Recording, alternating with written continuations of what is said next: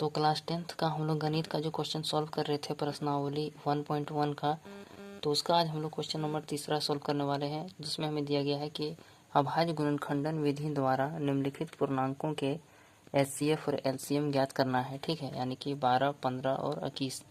इसमें टोटल जो हमारा है 3 क्वेश्चन है। पहला क्वेश्चन हमारा ये है, इसमें हमें अभाज्य गुणनखंडन विधि से पूर्णांकों का एचसीएफ एलसीएम निकालना है। तो वो हम लोग कैसे निकालते हैं देखते हैं। तो सबसे पहले हम लोग यहाँ लिखेंगे, जैसे कि हम लोग का चैप्टर 1 से हम लोग का ये क्वेश्चन है, तो हम लोग सॉल्व करते समय क्या लिखते हैं कि अंकगणित की आधारभूत प्रमेय से। ठीक है, तो अंकगणित का आधारभूत प्रमेय हमें क्या बताता है? ये हमें बताता है कि किसी भी हम लोग भाज्य संख्या को अभाज्य संख्या के गुणनखंड के रूप में लिख सकते हैं। जैसा कि हमारा 12 है, तो 12 को हम लोग क्या लिख सकते हैं? तो सबसे पहले अभाज्य गुणनखंड करेंगे, तो 12 का अभाज्य गुणनखंड करें, 2 छक 12, 2 तिया 6, यानी कि 2 गुना 2 गुना 3 लिख सकते हैं 12 को। ठीक है, अब है 15, तो 15 का भी हम लोग इसी तरह लिखेंगे। 15 का अभाज्य गुणनखंड करेंगे, तो 3 पचे 15। ठीक है, 3 और 5 दोनों क्या है अभाज्य गुणनखंड किए, तो 3 और 5 आया। अब 5 को हम लोग फिर ज़्यादा नहीं तोड़ सकते क्योंकि ये खुद अभाज्य संख्या है। अब हमारा 21 है, तो ये हो जाएगा 3 सत्या 21। ठीक है, तो हमारा इतना आ गया, अभाज्य गुणनखंड कर दिए हम लोग दिया हुआ संख्या का। अब हमें लिखना है एचसीएफ। तो एचसीएफ हमारा क्या होता है? तो जैसे कि हमारा 12 है, 15 है, 21 है, तो इसका जो गुणनखंड है सबका, ठीक है, तो तीनों में जो कॉमन है गुणनखंड, जैसे कि यहाँ 3 है, यहाँ भी 3 है, यहाँ भी 3 है, इसके वाले में 3, यहाँ 3, यहाँ 3। ठीक है, तो ये हमारा क्या होगा? एचसीएफ होगा।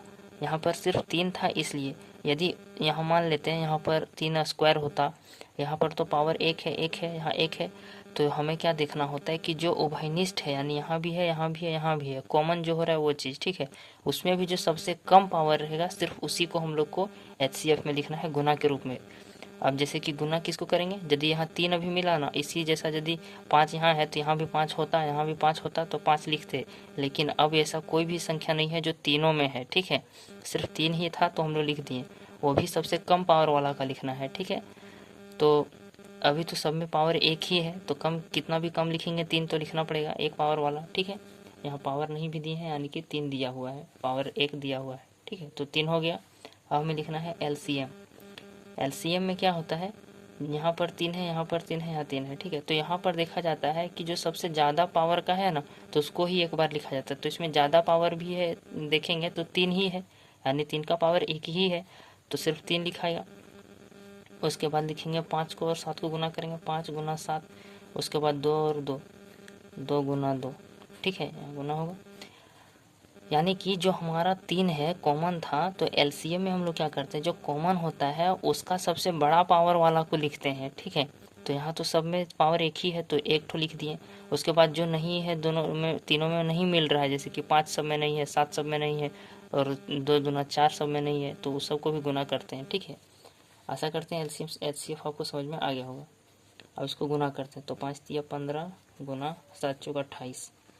अब इसको भी गुना करते हैं, 400, तो 420 आएगा, तो ये हमारा आंसर हो जाएगा। ठीक है, एचसीएफ हमारा ये हुआ और एलसीएम हमारा ये हुआ।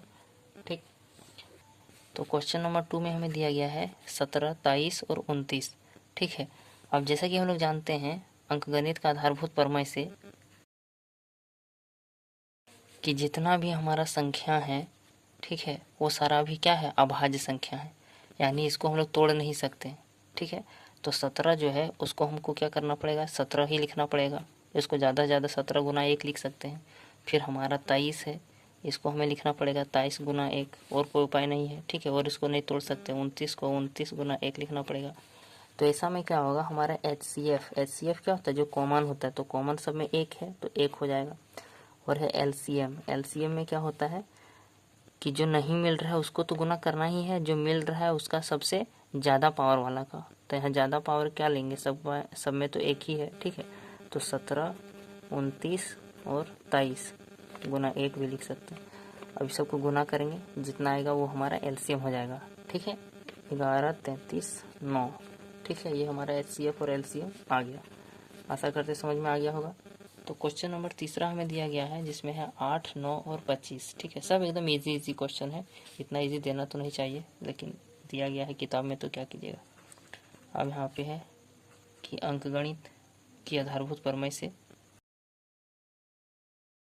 ये सब लिखने से ना लिखने से कुछ ज़्यादा फर्क नहीं पड़ता है। ठीक है, नहीं भी लिखिएगा तो गलत नहीं हो जाएगा, लेकिन इस तरह लिखने से थोड़ा सा इसमें आ जाता है, इसका रूप इसका अच्छा हो जाता है। ठीक है, तो जैसे कि 8 है तो 8 को हम लोग क्या लिख सकते हैं, 2 गुना 2 गुना 2। ठीक है, फिर 9 है, 9 को क्या लिख सकते हैं, 3 गुना 3 गुना 3। अच्छा, 3 गुना 3 ही सिर्फ होगा, 3 तिया 9। अब है 25, 25 को क्या लिख सकते हैं, 5 गुना 5। ठीक है, और इधर अब क्या है, गुना 1 कर सकते हैं 1। ठीक है, क्योंकि कुछ कॉमन नहीं हो रहा तो 1 लिखना पड़ेगा, तब ना HCF में हम लोग लिखेंगे। HCF में हमारा क्या होता है, जो कॉमन होता है, तो कॉमन इसमें कुछ नहीं हो रहा था तो 1 हम लोग 1 से गुना कर ही सकते हैं, तो HCF 1 होगा। ठीक है, अब है LCM। LCM में क्या करना है, सबको गुना करना पड़ेगा, 8 को 9 को और 25 को गुना करना पड़ेगा। ठीक है, और कोई उपाय नहीं, क्योंकि कोई भी सब में मैच नहीं कर रहा है इसलिए। ठीक है, तो हमें यहाँ क्या करना पड़ेगा, 8 गुना 9 गुना 25 करना पड़ेगा, तो हमारा आ जाएगा, तो HCF हमारा 1 हो जाएगा और LCM हमारा 1800 हो जाएगा। ठीक है, उसके बाद ये हमारा आंसर हो गया। तो आशा करते हैं आपको तीसरा नंबर क्वेश्चन समझ में आ गया होगा। अब चौथा नंबर क्वेश्चन सॉल्व करते हैं।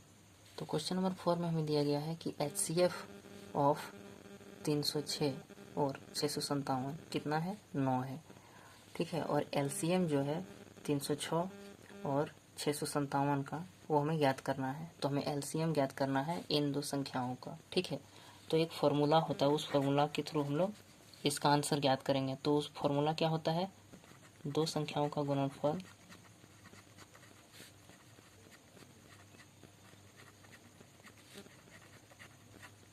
बराबर होता है HCF गुना LCM के। ठीक है, हमें LCM निकालना है, तो HCF हमें दिया गया है, कितना दिया है, 9 दिया है HCF गुना LCM हमें निकालना है। अब दो संख्या क्या है, 306 और 657 को, अब इसको क्रॉस हम लोग काट देंगे। ठीक है, तो यहाँ LCM रह जाएगा और 9 से इसको हम लोग डिवाइड कर देंगे, भाग दे देंगे। ठीक है, 9 तिया 27, 3 बचेगा, 9 चौक 36। ठीक है, अब हम लोग इसको गुना करेंगे तो LCM हमारा क्या आ जाएगा, 34 गुना 657। ठीक है, ये हमारा आ जाएगा, तो गुना करने पर हमारा आएगा 22, 33, 8। ये हमारा आंसर आ जाएगा। ठीक है।